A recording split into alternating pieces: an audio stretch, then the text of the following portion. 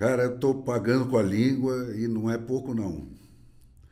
Eu que vivi 3/4 da minha vida me orgulhando de ser jornalista. Eu que dizia para as minhas redações que quando o pessoal se sentisse humilhado demais com a política brasileira, que passasse uma semana lendo os jornais da Argentina para se sentir quase um inglês. E agora está aí, né? O Brasil caindo na real e eu com ele. Afinal, os cucarachos, as baratas morais somos nós. E jornalista, cada vez mais, é sinônimo de traidor da pátria. É gente que, como os supremos entre as excelências, quase é linchada na rua sempre que é identificada pelo povo.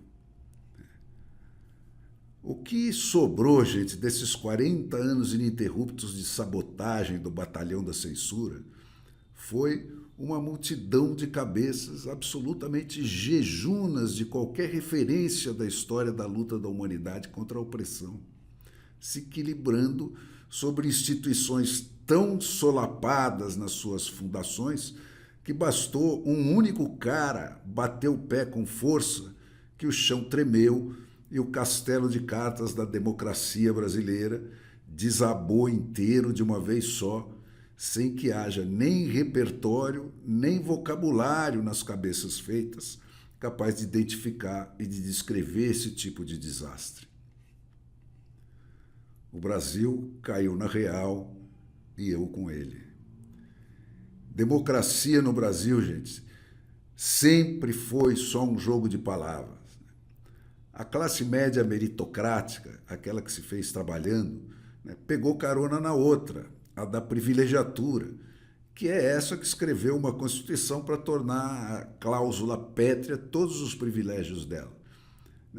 E por alguns anos a meritocrática acreditou que tinha direitos dela mesma.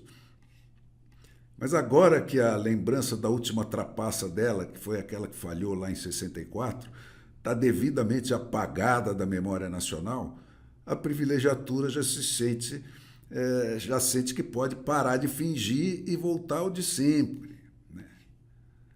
O favelão nacional, gente, transposto da senzala para os morros e para as periferias, trocou o capataz e o capitão do mato pelas excelências e pelo meritíssimo, exatamente como queriam os portugueses para deter a onda democrática que lá no século XIX já chegou à ocidental praia lusitana só como uma marolinha que o Getúlio Vargas pôde saltar sem molhar os calcanhares quando deu o golpe de misericórdia na República Brasileira. O sistema corporativo, que é esse que os portugueses inventaram, não se baseia na força. Ele acredita na resistência. É aquele sistema do ímã complacente, que é mole o bastante para permitir penetrações sem nunca se romper e nem justificar rebeliões. A maneira deles de oprimir é controlar não o direito do trabalho, mas o direito ao trabalho, reservando-se o poder de conceder a quem se comportar bem, e só a quem se comportar bem, a chance de escapar da miséria que o sistema cientificamente cultiva, suando a camisa o bastante para produzir riqueza que chegue para a casa grande, dona de tudo que é imprescindível para todo mundo para produzir, como gasolina, eletricidade, fabricação de dinheiro e por aí afora, e sobrar alguma coisinha, não muita, para ele mesmo. Aquilo que é quase imprescindível para a produção, aquela primeira mastigação da matéria-prima, que depois o favelão nacional vai transformar em coisas, esses são os monopólios com que se compra os barões fiéis ao rei. O importante, gente, é que o direito não ao pão, mas a buscar o pão, só seja concedido a quem passar pela malha fina da catequese nas fábricas de diplomas que a privilegiatura controla. Para o resto, para a plebe, uma esmolinha, pelo amor de Deus, mas tirada daquele bolso onde a privilegiatura guarda só os trocadinhos. Né? E o circo? Bom, o principal é aquele que encena 24/7 a comedinha do Estado Democrático de Direito e das instituições funcionando. Né? E o outro é aquele que o governo compra baratinho dos artistas. Agora, se alguém ousar desafiar esse esquema, aí punição exemplar, como desde sempre. Né? E aterrorizante, veja bem, porque é aí, e não com papo furado, que se converte fiéis. Né? Não tem fatos para condenar a vítima? Sem problema.